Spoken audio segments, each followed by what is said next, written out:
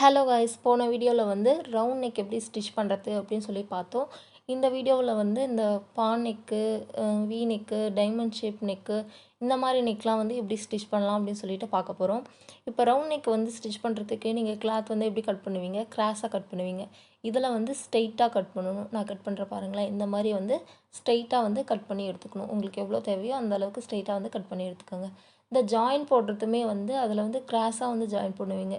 இதில் வந்து ஸ்ட்ரெயிட்டாக தான் ஜாயின் போடணும். நான் வந்து இப்போ ஜாயின் போடுறேன் பாருங்கள்.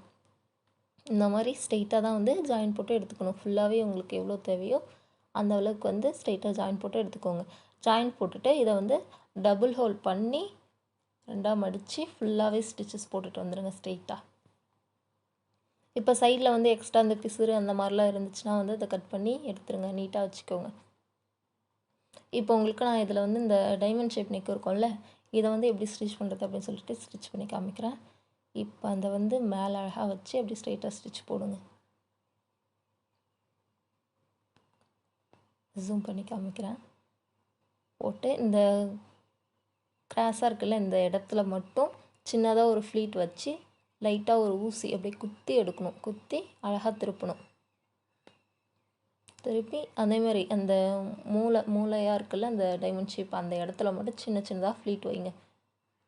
குத்தி அழகாக எடுக்கணும்.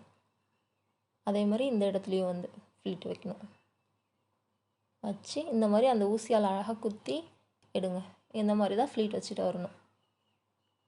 நீங்கள் மட்டும் நேராக வந்து அடிச்சுட்டே வந்துட்டீங்க அப்படின்னா அது வந்து உங்களுக்கு அந்த ஷேப்பே தெரியாது. அப்படியே ரவுண்ட் நெக் மாதிரியே தான் தெரியுமே. அதனால் வந்து நீட்டாக அழகாக அந்தந்த இடத்துல ஃப்ளீட் வைக்கும்போது ஃப்ளீட் வச்சு ஒரு ஊசி அழகாக குத்தி எடுக்கணும்.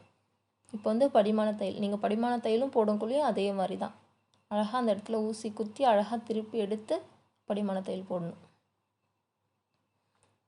இப்போ வந்து பேக்லேயும் நீங்கள் டைமண்ட் ஷேப் நெக் தான் வைக்கிறீங்க, ஃப்ரண்ட்லேயும் அந்த நெக் வைக்கிறீங்க அப்படின்னா நீங்கள் இதே மாதிரி ப்ராசஸ் வந்து பண்ணிக்கலாம். இல்லை ஃப்ரண்ட்டில் மட்டும் ரவுண்ட் நெக்கு, பேக்கில் வந்து நீங்கள் அந்த டைமண்ட் ஷேப் நெக்கு அந்த மாதிரிலாம் வைக்கும்போது நீங்கள் வந்து பேக்கில் வந்து இந்த மாதிரி அந்த இடத்துல மட்டும் நீங்கள் சின்னதாக ஃப்ளீட் வச்சுட்டு வந்துட்டு ஃப்ரண்ட்டில் வரும்போது நீங்கள் குட்டியாக ஃப்ளீட் வச்சுட்டே அப்படியே வளைச்சிட்டே வந்தீங்கன்னா உங்களுக்கு வந்து கரெக்டாக ஆகிடும். அந்த மாதிரி நெக் வந்து நீங்கள் இது பண்ணும்போது. இப்போ நான் ஸ்டிச் பண்ணுறது வந்து முன்னாடியுமே அந்த மாதிரி நெக்கு தான், டைமண்ட் ஷேப் மாதிரி தான் நெக் வச்சுருக்கேன். பின்னாடியும் அந்த மாதிரி வச்சுருக்கேன். அதனால் அந்த மூளை சைடு வரும்போது மட்டும் நீங்கள் ஃப்ளீட் வச்சா போதும். இதுவே நீங்கள் அந்த முன்னாடி ரவுண்ட் நெக்கு பின்னாடி வந்து டைமண்ட் ஷேப் அந்த மாதிரி வைக்கும்போது மட்டும் நான் சொன்ன மாதிரி நீங்கள் வந்து ட்ரை பண்ணி பாருங்கள். இப்போ ஃபுல்லாகவே அந்த சைடு இந்த சைடு வந்து பிசுறு தெரியாமல் அழகாக உள்ளே மடித்து ஸ்டிச்சஸ் போட்டு எடுத்துக்கோங்க. இப்போ பார்த்தீங்கனாலே தெரியும் அந்த ஷேப் வந்து கரெக்டாக இருக்குது. நீங்கள் மட்டும் அப்படியே அடிச்சுட்டு வந்துட்டு இருந்தீங்கன்னா உங்களுக்கு அந்த ஷேப்பே வந்து தெரிஞ்சிருக்காது. இந்த வீடியோ வந்து உங்களுக்கு பிடிச்சிருந்தா என்னோடய சேனலை சப்ஸ்கிரைப் பண்ணிக்கோங்க அண்ட் லைக் பண்ணிக்கோங்க. Thank you all.